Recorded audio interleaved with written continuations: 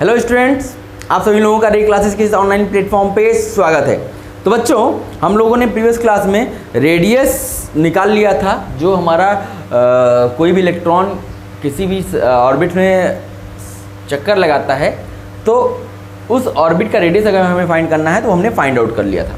तो अब हम लोग आगे चलते हैं और हम बात करते हैं अब वेलोसिटी ऑफ इलेक्ट्रॉन, मतलब जो इलेक्ट्रॉन मूव कर रहा है किसी ऑर्बिट में उसकी वेलोसिटी कैसे फाइंड आउट करेंगे हम लोग। ओके, तो चलो अब हम इस पे फाइंड करने की कोशिश करते हैं। देखो क्या है, जैसे मान लिया ये हमारा न्यूक्लियस है, ठीक, ये हमारा न्यूक्लियस है और हमने यहां से एक ऑर्बिट लिया।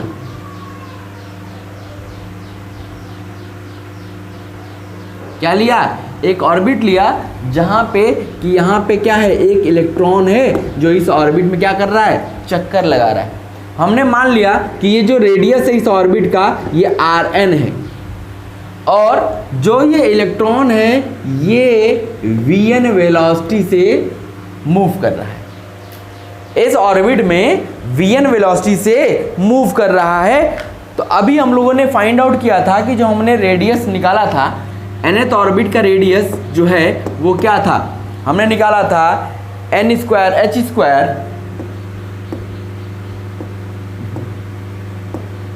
Upon 4 pi square m Z e square, m Z e square. यही हमने फाइंड आउट किया था रेडियस जब निकाला था। तो अब देखो, अब हम लोग एक इक्वेशन हो जाते थे कि m v r equal to, ये क्या होता था, h अपॉन 2 पाई का इंटीजर मल्टीपल। तो हमने क्या किया, यहाँ मास तो m ही रहेगा, वी आर तो v की जगह vn लिख दिया, r की जगह rn लिख दिया और ये हो गया हमारा nh अपॉन 2 पाई। ये भी इक्वेशन हम लोग देख चुके हैं, ठीक है। तो अब हमने क्या किया, इस इक्वेशन में Rn की वैल्यू उठा के रख दिया। इसको अगर इक्वेशन 1 बना दिया, इसको इक्वेशन 2 बना दिया, तो अब हमने 1 से Rn की वैल्यू उठाई यहाँ पे रख दी। चलो भाई देखते हैं, mvn, चलो Rn की वैल्यू उठाओ, n square h square upon 4 pi square m z E square. होगा कि नहीं होगा बच्चा? चलो इधर क्या हो गया, NH अपॉन 2 पाई। अब अगर कुछ कट सकता है तो उसको काट पीट दो। देखो यहाँ से n, ये पावर खत्म, ये h, ये पावर खत्म, यहाँ से 2 2 जा 4, यहाँ से ये पाई खत्म। हमें निकालना क्या है, Vn वेलोसिटी। तो Vn निकालो भाई, यहाँ से Vn निकाला तो ये 2 पाई m जेड ई स्क्वायर ऊपर गया, 2 पाई m जेड ई स्क्वायर, ये गया ऊपर, नीचे क्या आएगा, m n h, m into n into, sorry, और m से m भी कट गया ना, यहीं पे काट देते हैं, m से m भी खल्लास हो गया। तो ये हो गया 2 pi Z e square upon n into h. यही हमारा क्या हो जाएगा, velocity of electron in nth orbit. nth orbit में चक्कर लगाने वाले इलेक्ट्रॉन की ये वेलोसिटी है, n उस ऑर्बिट के नंबर को शो करता है, ठीक है। तो अब देखो, अब जैसे हम लोगों ने Rn के लिए बात किया था कि ये इसमें क्या है, देखो इसमें भी ये 2 कांस्टेंट, पाई constant, h constant, e constant, तो बचा क्या, जो बचा सारे कांस्टेंट की वैल्यू रख देते हैं और देखो हमारा एक सिंप्लीफाइड वर्जन आ जाएगा इस इक्वेशन का। तो हम लोग क्या करते हैं, यहाँ पे देखो, सब्स्टिट्यूटिंग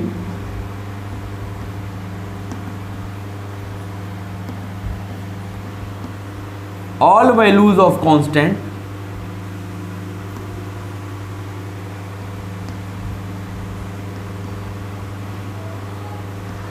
we get, हमको क्या मिलेगा अगर हमने सारे कांस्टेंट्स की वैल्यू रख दी 2 पाई ई एच इन सारे कांस्टेंट्स की वैल्यू रख दी तो हमको मिल जाएगा Vn, और हमें यही इक्वेशन याद रखना है।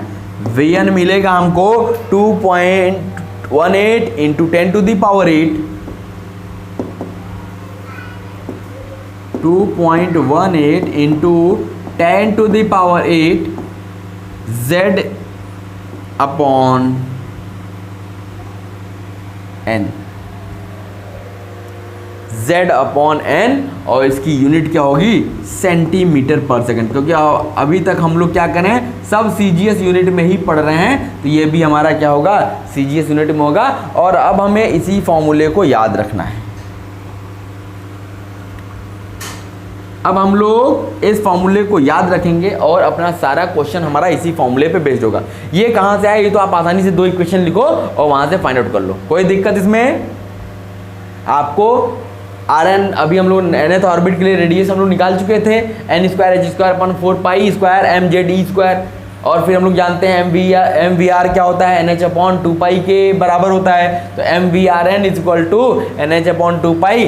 बस यहाँ से Rn की वैल्यू उठा करके यहाँ रख दिया, फिर Vn कैलकुलेट कर लिया, जो हमारा Vn आया इसमें बाकी सारी चीज़ें कांस्टेंट थी, बस 2 चीज़ें छोड़ के, क्या क्या भाई Z और N को छोड़ के बाकी सब कांस्टेंट था, क्योंकि पाई की वैल्यू पता है, E की वैल्यू पता है और H की वैल्यू पता है, उसकी वैल्यू रख दिया तो हमको फाइनल जो इक्वेशन मिल गई हमको वो Vn equal to 2.18 into 10 to the power 8 Z by N centimetre पर सेकेंड। याद रहेगा, चलो नोट कर लो। तो छोटे छोटे क्वेश्चन करते हैं ताकि हमारा कॉन्सेप्ट कुछ सुधर जाए। ओके, क्या हम बच्चा लोग इरेज कर दिए, और ये इरेज कर दें इसको। ओके चलो, अब कुछ छोटे मोटे से क्वेश्चन करते हैं ताकि हमारा जो कॉन्सेप्ट है वो हमारा क्लियर हो जाए, गायब ना हो जाए। बच्चे क्या करते हैं, कॉन्सेप्ट पर गायब कर देते हैं, हम लोग कॉन्सेप्ट क्लियर कर रहे हैं। ओके चल लिख भाई, क्वेश्चन लिख। कहता क्या है, कहता है कि calculate velocity of electron in third Bohr orbit of, calculate velocity of electron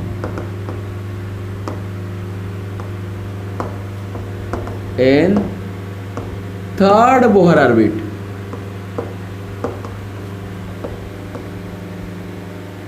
third Bohr orbit of, किसकी बात कर रहे हैं, Li+2n,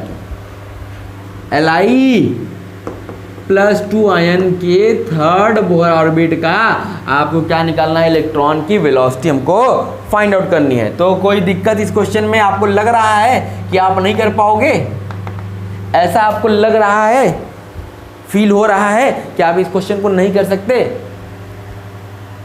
नहीं होना चाहिए भाई, लिखे तो अभी फॉर्मूला देखो क्या क्या दिया है। सबसे पहले यहाँ पे हमको क्या दिया है, लिथियम+2 आयन दिया हुआ है। चल भाई सोनू मोनू डोनू बता इसका जेड क्या होगा, बताओ भाई जेड क्या होगा इसका।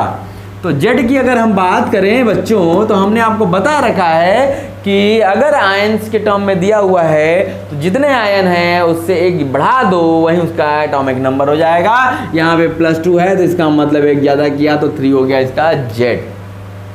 और इसने n बोल दिया है थर्ड बोहर ऑर्बिट, तो n की वैल्यू तो 3 दे ही दिया। अब फॉर्मूला आप तो जान ही चुके हो, तो क्या बचा, कुछ बचा क्या, नहीं।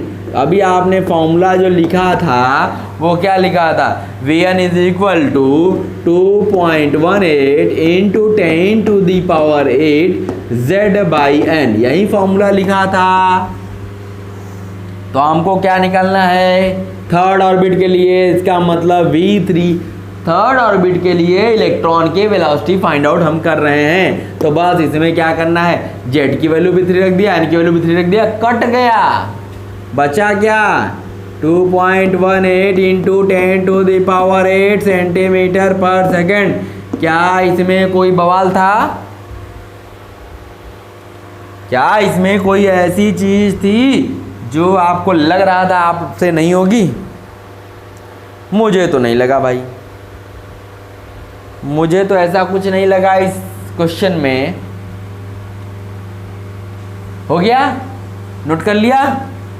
छाप लो, छाप लो, छापने में ही तो माहिर हो।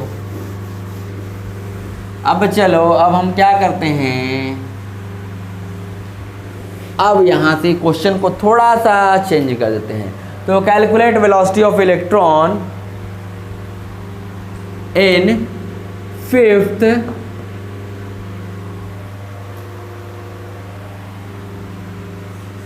excited state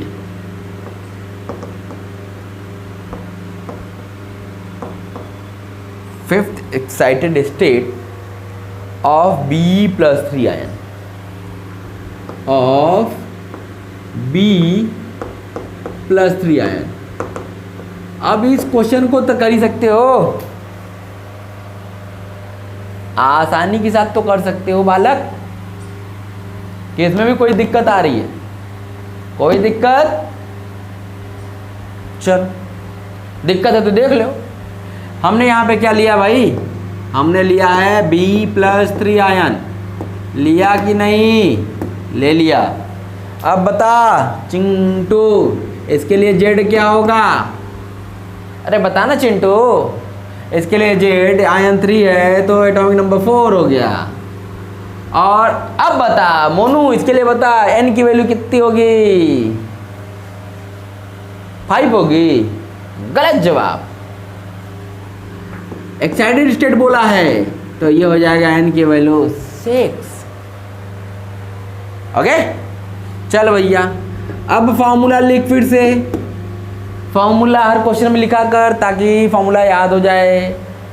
ऐसे याद नहीं होगा, हर क्वेश्चन जब भी करो फॉर्मूला जरूर लिखो। क्या पढ़ा अभी? 2.18 into 10 to the power 8, 2.18 into 10 to the power 8 z by n, यही पढ़ा।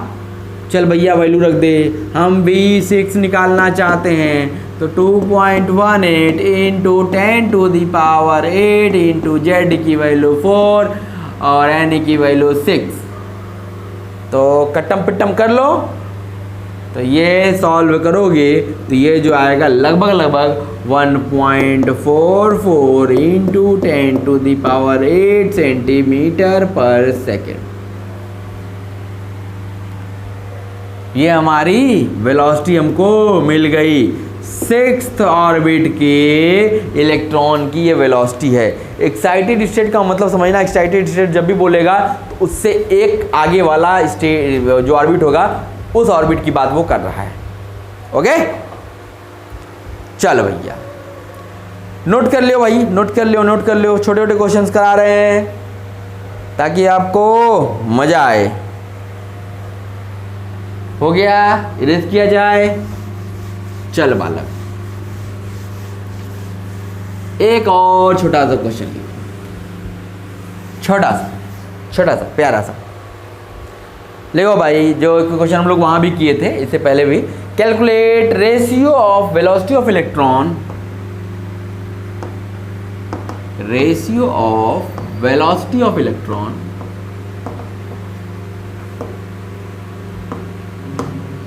हमें वेलोसिटी ऑफ इलेक्ट्रॉन का रेशियो फाइंड आउट करना है of fifth Bohr orbit of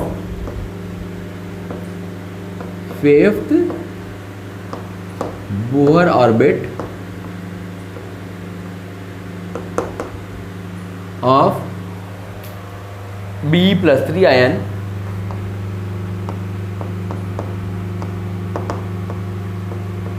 to third Bohr orbit of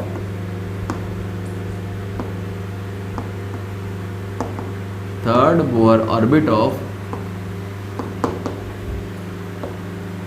He plus ion.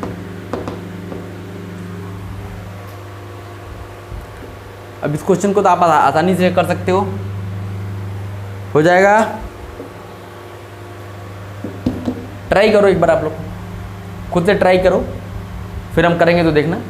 एक बार ट्राई करो, मैं आपको आधा मिनट का टाइम देता हूँ, 30 सेकेंड्स का टाइम देता हूँ, कुछ नया नहीं है, वही है, बस दोनों का रेशियो फाइंड आउट करना है।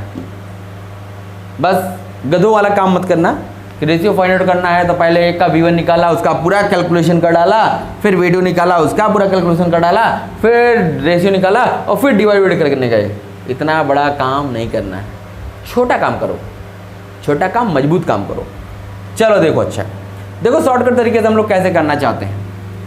देखो हमसे बोला है कि वेलोसिटी निकालनी है, किसकी वेलोसिटी का रेशियो निकालना है भाई। पहले तो B+3 आयन है, इसका कौन सा ऑर्बिट लेना है, 5वां। लेने का तरीका देखो, हमने अंदर B+3 लिखा, बाहर 5 लिखा, इसका मतलब है B+3 आयन का 5वें ऑर्बिट का। आप ऐसे भी लिख सकते हो B5 और आगे B+3 लिख दो, मतलब velocity of 5th orbit of B+3 ion. दोनों तरीके में से कोई भी तरीका अपना लो और अपॉन रेशियो किसके साथ निकालना है, V ऑफ He+ आयन, कौन से ऑर्बिट, 3rd ऑर्बिट। चल भैया, ऊपर वाले में ऊपर का लगाओ, नीचे वाले में नीचे का लगाओ, तो ये हो जाएगा 2.18 इंटू 10⁸ इंटू, अब तो फॉर्मूला याद हो गया होगा, Z/N। Z की बात करो भाई, इसके लिए Z+3 है तो 4/N की जगह 5 अपॉन, चलो नीचे यहाँ भी वही 2.18 इंटू 10⁸ इंटू, यहाँ पे Z की वैल्यू बता भाई, 1 एक चार्ज है तो 2 हो गया एटॉमिक नंबर अपॉन N की वैल्यू 3। अब देख यहाँ से क्या क्या कट्टा पिट्टा, ये पूरा कट गया, बच्चा क्या, जो बचा वही लिख लियो।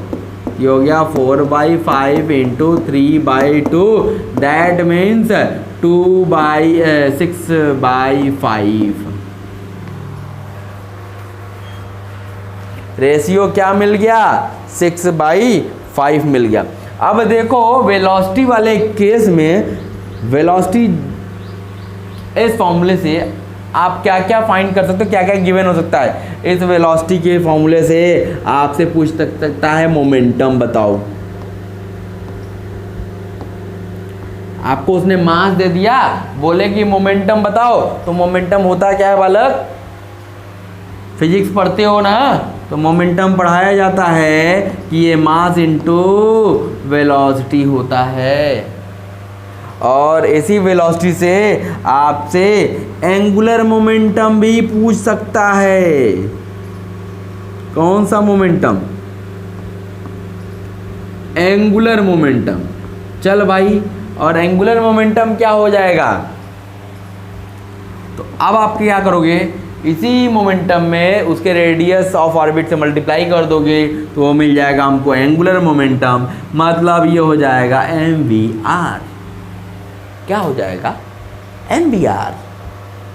चल भैया, और क्या पूछ सकता है, और पूछ सकता है काइनेटिक एनर्जी।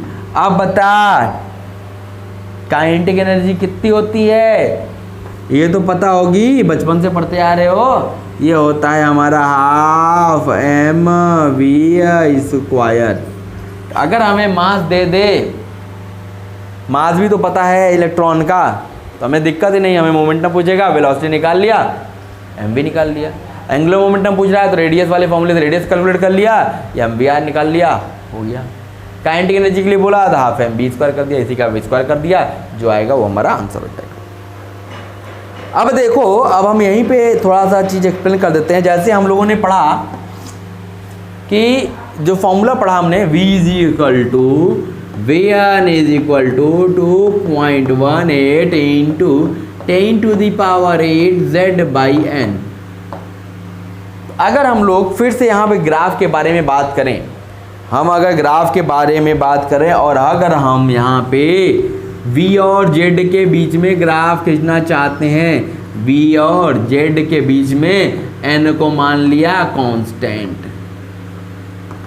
अगर हम ग्राफ खींचना चाहते हैं तो बता भाई, अगर N कांस्टेंट हो गया तो V directly proportional to Z हुआ कि नहीं हुआ ना, तो इसका मतलब इसका ग्राफ फिर से कैसा आएगा, straight line passing through origin. होगा कि नहीं होगा ना। चल भैया, अगर हमें आपसे यही बोल दें कि भैया आप v और 1/n के बीच ग्राफ खींचो, ये इधर v ले लिया, इधर 1/n ले लिया और यहाँ बोल दिया हमारा z कांस्टेंट। क्या कांस्टेंट है? z। तो फिर से देखो v और 1/n क्या है? डायरेक्टली प्रोपोर्शनल है। तो डायरेक्टली प्रोपोर्शनल है तो यहाँ पे भी ग्राफ हमारा क्या आएगा? यहाँ पे भी ग्राफ हमारा स्ट्रेट लाइन आएगा जो कि पासिंग थ्रू ओरिजिन होगा। ठीक। लेकिन अगर यहीं पे आपसे बोल दे कि भाई आप v और n के बीच में ग्राफ बना के दिखाओ, v और n के बीच में ग्राफ बना के दिखाओ, z हमने यहां भी कांस्टेंट ही लिया है, z अभी भी कांस्टेंट लिया है और कह रहा है कि v और n के बीच में ग्राफ बना के दिखाओ। तो आप बताओ यहां पे जो v और n है इनवर्सली प्रोपोर्शनल है ना, इसका मतलब जब n बढ़ेगा तो v घटेगा, मतलब n को अगर इनफाइनाइट लेते हो तो v 0 होगा, अगर v इनफाइनाइट लेते हो तो n 0 होगा। तो हमने आपको बताया था इस टाइप का ग्राफ का क्या नाम दिया था? इस टाइप के ग्राफ को हमने बोला था कि ये हमारा रेक्टेंगुलर हाइपरबोला होता है।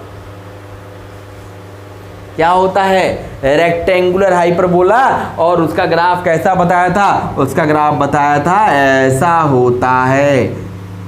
n बढ़ाओगे n इन्फिनिटी की तरफ जाएगा तो v 0 की तरफ जाएगा, और अगर v इन्फिनिटी की तरफ जाएगा तो n 0 की तरफ जा रहा है।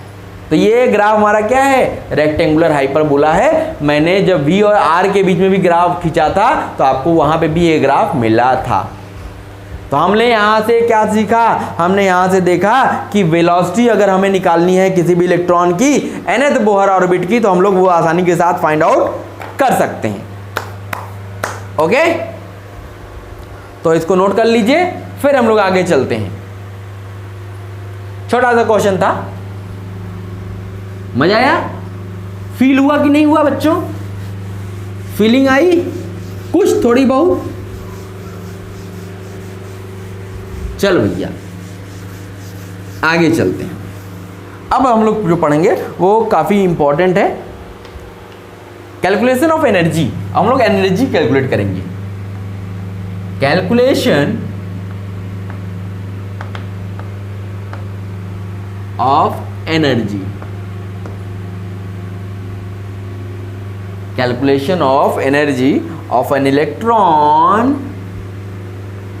Of an electron in any orbit. किसी ऑर्बिट में जो इलेक्ट्रॉन है हम उसके पास कितनी एनर्जी है ये हम फाइंड करना चाहते हैं। ये हम फाइंड करना चाहते हैं और ये काफी इंपॉर्टेंट है, इसको हाईलाइट कर लीजिएगा। इस पे बेस्ड न्यूमेरिकल खूब ढेर सारे पूछे जाते हैं, खूब ढेर सारे न्यूमेरिकल इस पे बेस्ड पूछे जाते हैं। अब देखो क्या है, फिर से देखा जाए तो फिर से वही काम करते हैं। ये हमारा हो गया न्यूक्लियस, ठीक है। हमने एक ऑर्बिट लिया,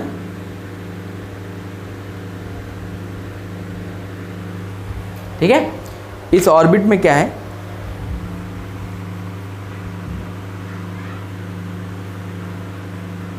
यहां पे इलेक्ट्रॉन क्या है, चक्कर लगा रहा है।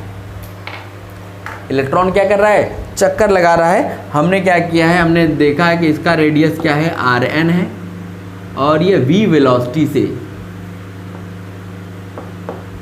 vn वेलोसिटी से मूव कर रहा है, ठीक है।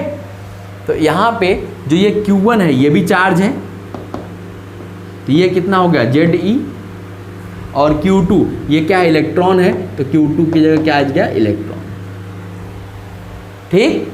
Q2 पे कितना चार्ज होगा, E के बराबर चार्ज होगा। तो अब देखो क्या है, जब कोई इलेक्ट्रॉन किसी ऑर्बिट में चक्कर लगाता है तो उसके पास दो टाइप की एनर्जी होती है। एक तो उसके रोटेशन के कारण होती है, जो कौन सी होगी, काइनेटिक एनर्जी होगी, और एक एनर्जी उसके पास और होगी क्योंकि वो इलेक्ट्रॉन अपने उसी ऑर्बिट में चक्कर लगा रहा है, सेम ऑर्बिट में ही घूम रहा है, तो उसके पास एक और एनर्जी होगी। वो क्या होगी, वो उसकी पोटेंशियल एनर्जी होगी। कौन सी energy, potential energy.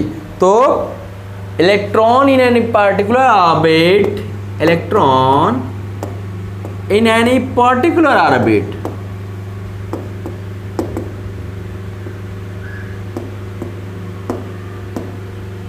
electron in any particular orbit possess two types of energy, possess two types of energy.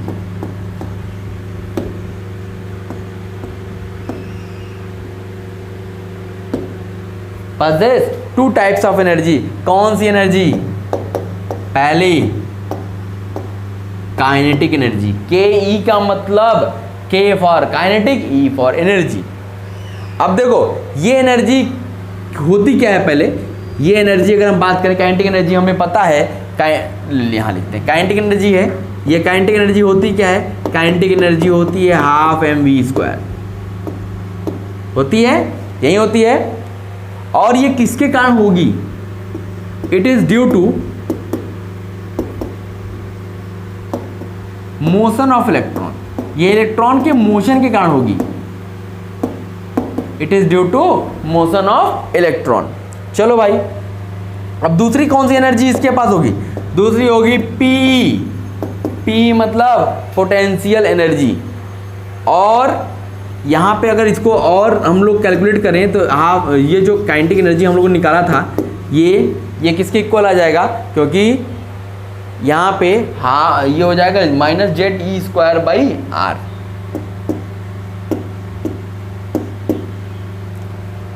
ठीक है, अगर v की वैल्यू उठा कर रख देते हैं तो ये आ जाएगा -ZE²/r।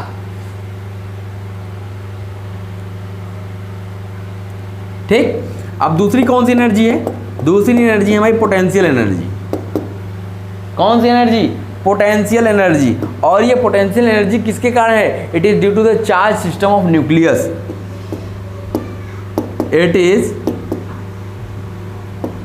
Due to the charge system of nucleus and electron, charge system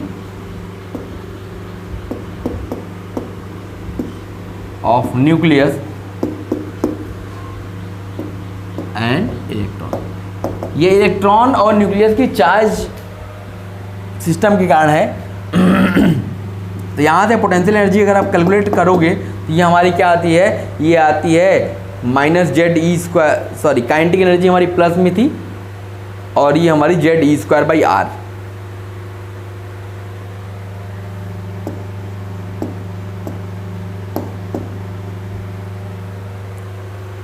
ठीक है,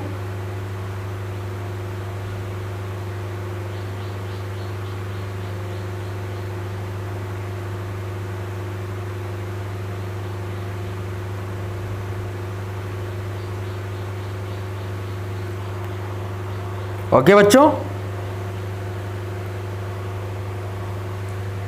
तो इसको आप याद रखेंगे। तो ये हमारा दो टाइप की एनर्जी हो गई। और एक तीसरी टाइप की एनर्जी होती है जो टोटल एनर्जी होती है, जो उस इलेक्ट्रॉन की क्या होती है? टोटल एनर्जी होती है। तो यही हम लोग लिख लेते हैं, जो टोटल एनर्जी होगी वो क्या होगी? Kinetic energy plus potential energy. Total energy जो होती है वो काइनेटिक एनर्जी और पोटेंशियल एनर्जी के बराबर होती है। अगर हम काइनेटिक एनर्जी की बात करें तो ये हमारा हाफ mv²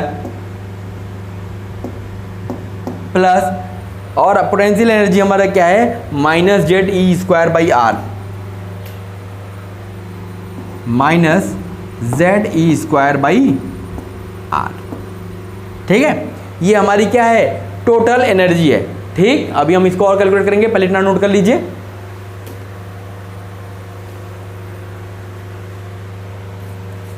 हो गया? हो गया बच्चों? इरेज किया जाए। चलो देखो, अभी हमने आपको बताया कि जो हमारी काइनेटिक एनर्जी होती है, जो हमारी काइनेटिक एनर्जी होती है हाफ mv², ये किसके इक्वल है? ये है ZE² बाई आर के। काइनेटिक एनर्जी जो है half m v square z square by r के है। या एक चीज नहीं, ये हम लोग एक चीज जानते थे ना, पीछे हम लोग पढ़ चुके हैं, इसको मत ध्यान दो। हम लोग एक चीज पीछे पढ़े थे, क्या पढ़े थे? M v square by r, m v square by r, ये पढ़े थे। एक रिलेशन इक्वेशन मैंने लिखवाया था, ये किसके इक्वल होता था? Z square by r square के। ये इक्वेशन पढ़े थे हम लोग ना, याद आ रहा है? M v square by r z square by r square के इक्वल हम लोगों ने पढ़ा था। तो अब हम यहाँ से क्या करते हैं, जो हमारा टोटल है, यहाँ से एम वी स्क्वायर की वैल्यू निकाल लो, एम वी स्क्वायर। तो यहाँ से एम वी स्क्वायर की वैल्यू निकालोगे तो ये हो जाएगा z square by r. M v square किसके इक्वल हो गया? Z e square by r के। अब देखो हमने टोटल एनर्जी निकाली, तो यहाँ पे अब एम वी स्क्वायर की जगह ये रख दीजिए, ये हो जाएगा हाफ आ गया, एम वी स्क्वायर की जगह आ गया z e square by r minus z e square by r. तो ये देखिए हाफ है, ये 1 है, तो इसका मतलब जो टोटल एनर्जी आएगी वो हो जाएगी -1/2 Z e square by r. ये हमारी क्या आ गई? यही हमारी टोटल एनर्जी हो गई। ये हमारी क्या हो गई? ये हमारी टोटल एनर्जी हो गई। अब देखो ये टोटल एनर्जी जो है, यहाँ पे क्या है? निगेटिव साइन आ रहा है, आ रहा है निगेटिव साइन, तो इसको लिख लीजिए negative sign of energy, negative sign of energy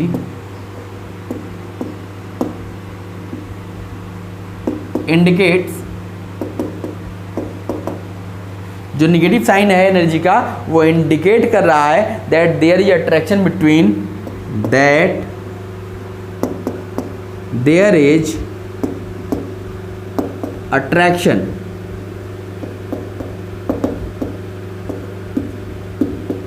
between, attraction किसके बीच में है? न्यूक्लियस एंड इलेक्ट्रॉन के बीच में क्या है? अट्रैक्शन।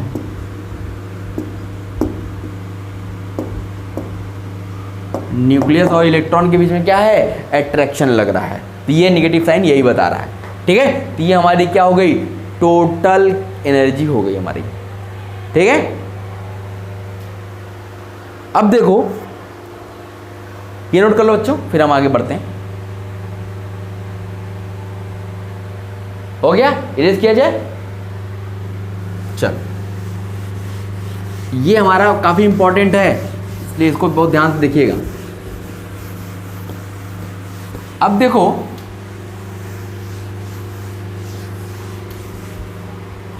अब हम क्या चाहते हैं? अब हम चाहते हैं रेशियो ऑफ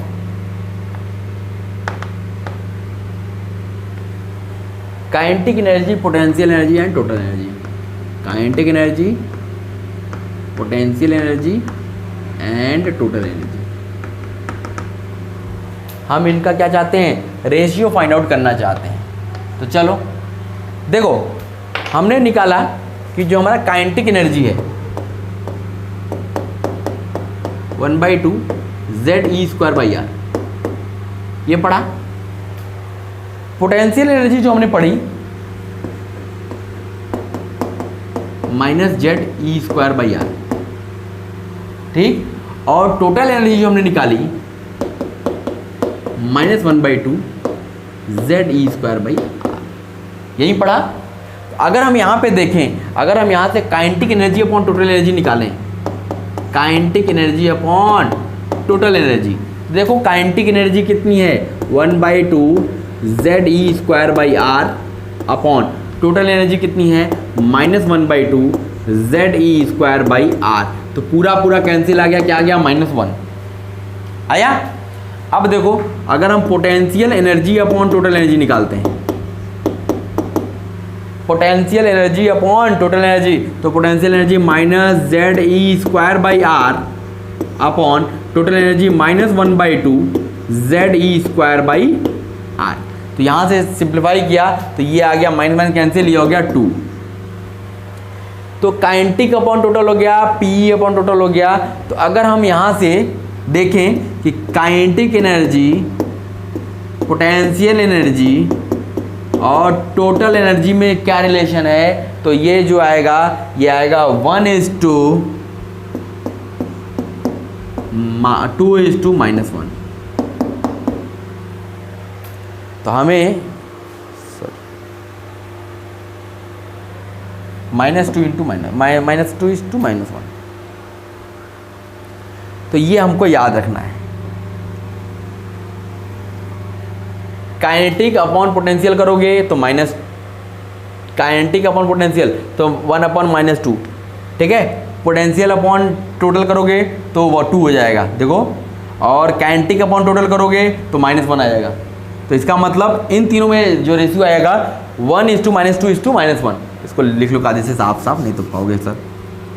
1-2-1, ठीक है। तो इससे हम लोग क्या करेंगे, बहुत आसानी के साथ हम लोग क्या फाइंड आउट कर सकते हैं, रेशियोज निकाल सकते हैं, ठीक है। इसका बहुत एडवांटेज है, अभी देखते रहिएगा, क्वेश्चन हम कराएंगे तो वहाँ पे देखिएगा इसका कितना एडवांटेज मिलेगा आपको, ठीक है। ये नोट कर लिया। चलो अब अगला डालते हैं, calculation of total energy.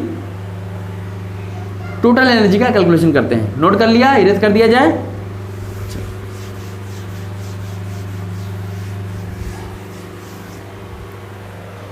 Calculation of total energy.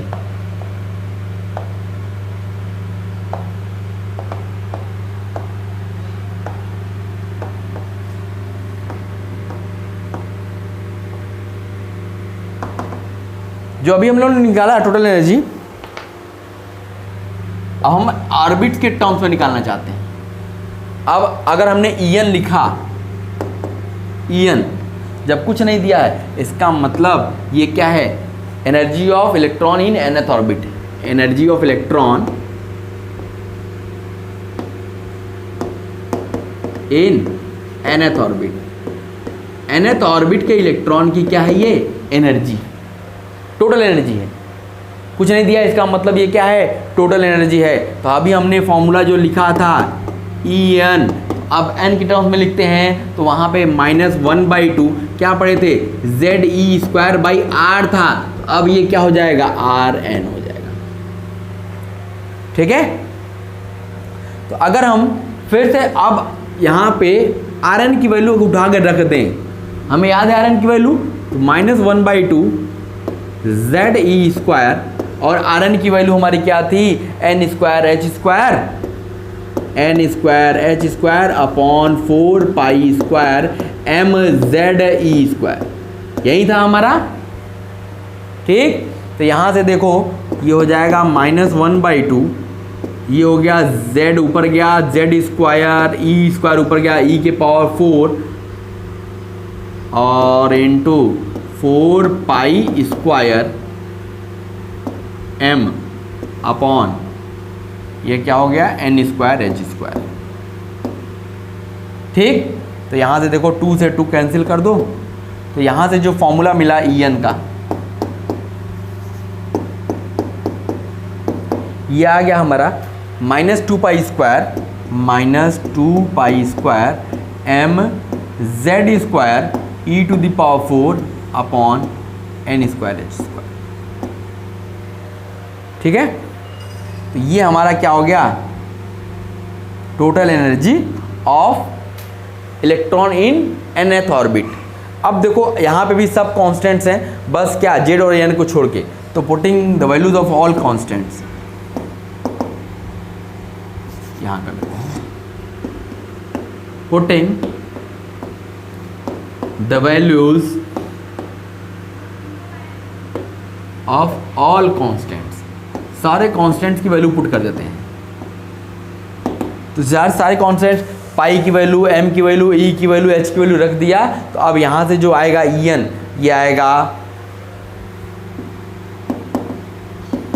-13.6 into ये हो जाएगा Z² upon n² electron volt पर एटम। अब आपको ये याद रखना है, और ये बहुत इंपॉर्टेंट फॉर्मूला है, और इसी का हम लोग मैक्सिमम यूज करेंगे, ये मोस्ट इंपॉर्टेंट, ठीक है। तो अब हम लोग, और इसका यूनिट जरूर याद रखिएगा, इलेक्ट्रॉन वोल्ट पर एटम। ठीक, तो इसको नोट कर लीजिए।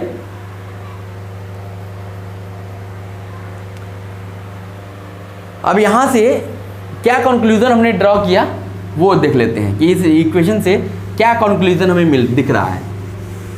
देखिए, conclusion from equation of energy.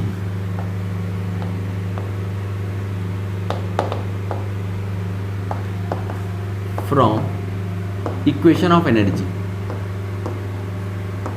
जो ये एनर्जी का इक्वेशन हमने लिखा, यहां से हमने क्या कंक्लूजन ड्रॉ किया। तो पहला चीज क्या है, फर्स्ट चीज है कि as distance of electron from nucleus increases, जैसे जैसे इलेक्ट्रॉन की डिस्टेंस न्यूक्लियस से बढ़ती चली जाएगी, दैट इज मतलब एन की वैल्यू बढ़ रही है, ऑर्बिट्स आप बढ़ा रहे हो, पहले ऑर्बिट, दूसरे ऑर्बिट, तीसरे ऑर्बिट, एन की वैल्यू आप बढ़ा रहे हो, तो एनर्जी ऑल्सो इंक्रीजेस, एनर्जी भी बढ़ेगी। क्योंकि देखो यहाँ पे क्या होगा, जब एन बढ़ेगा तो 1/n क्या होगा, कम होगा, तो और जेड बढ़ा रहे हो, तो इसका मतलब ये बढ़ रहा है, ये बढ़ने का मतलब है ये बढ़ेगा, ये जो जेड फिक्स है, ये बढ़ा रहे हो, इसका मतलब अब ये जब इसमें एन स्क्वायर करोगे और इसमें मल्टीप्लाई करोगे, अब ये निगेटिव में कम होगा, निगेटिव में ज़्यादा होगा, सॉरी निगेटिव में ज़्यादा होने लगेगा, जिसका मतलब इसका इंक्रीज हो रहा है, एनर्जी बढ़ रही है। समझ पा रहे हो, ये निगेटिव वैल्यू है ना, जब ये n2 लिया तो 4 हो गया, 4 से डिवाइड किया तो ये 3 पॉइंट समथिंग आएगा, तो इसका मतलब अब 3 पॉइंट और 13 पॉइंट माइनस में कौन बढ़ा है, 3 पॉइंट ना, तो इसका मतलब एनर्जी बढ़ेगी। तो ये कंक्लूजन लिख लीजिए, as distance of electron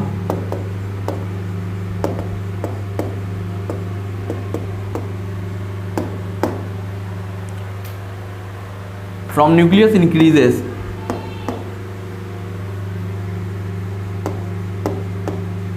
nucleus increases, जैसे जैसे इलेक्ट्रॉन की डिस्टेंस इंक्रीज करेगी न्यूक्लियस से, दैट इज, इसका मतलब क्या है, value of n increases, value of n increases. जैसे जैसे आप एन की वैल्यू बढ़ा रहे हो तो क्या होगा, then energy also increases, then जो हमारी टोटल एनर्जी होगी is also increases.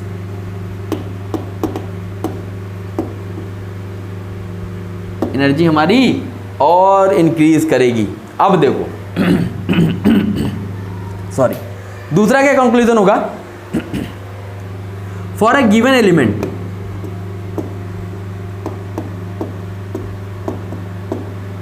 For a given element energy will be constant, energy will be constant. किसी गिवन एलिमेंट के लिए आपकी एनर्जी कांस्टेंट होगी as long as value of n is constant, as long as value of n is constant. N की value जैसे जैसे constant रहेगी तब तक आपकी एनर्जी भी कांस्टेंट रहेगी, क्योंकि एन कांस्टेंट कर दिया तो ये जेड तो सेम रहेगा, इसका मतलब उसकी एनर्जी क्या होगी, कांस्टेंट रहेगी। तीसरा कंक्लूजन क्या है, तीसरा कंक्लूजन ड्रा किया, at infinity energy of electrons will be zero. Infinity पे क्या हो जाएगा, क्योंकि एन की वैल्यू इन्फाइनाइट ले लेंगे तो ई क्या हो जाएगा, जीरो हो जाएगा। एट इन्फिनिटी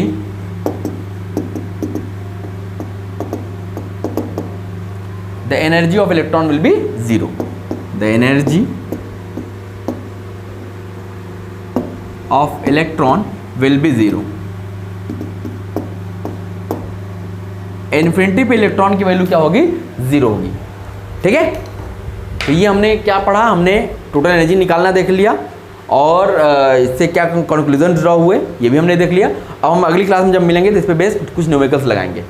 ठीक है, तो एक बार आप जरूर जो क्वेश्चन हमने लगवाए हैं वेलोसिटी के ऊपर उसको देखिएगा, सारे फॉर्मूले आप धीरे धीरे रिकॉल करते रहिएगा। हमने रेडियस का फॉर्मूला बता दिया, वेलोसिटी का फॉर्मूला बता दिया, टोटल एनर्जी का फॉर्मूला बता दिया, ये सब फॉर्मूले याद रखिएगा। सबसे ज़्यादा क्वेश्चन टोटल एनर्जी पे बेस्ड पूछे जाते हैं। ओके, चलिए अगली क्लास में हम लोग मिलते हैं। Okay, thank you.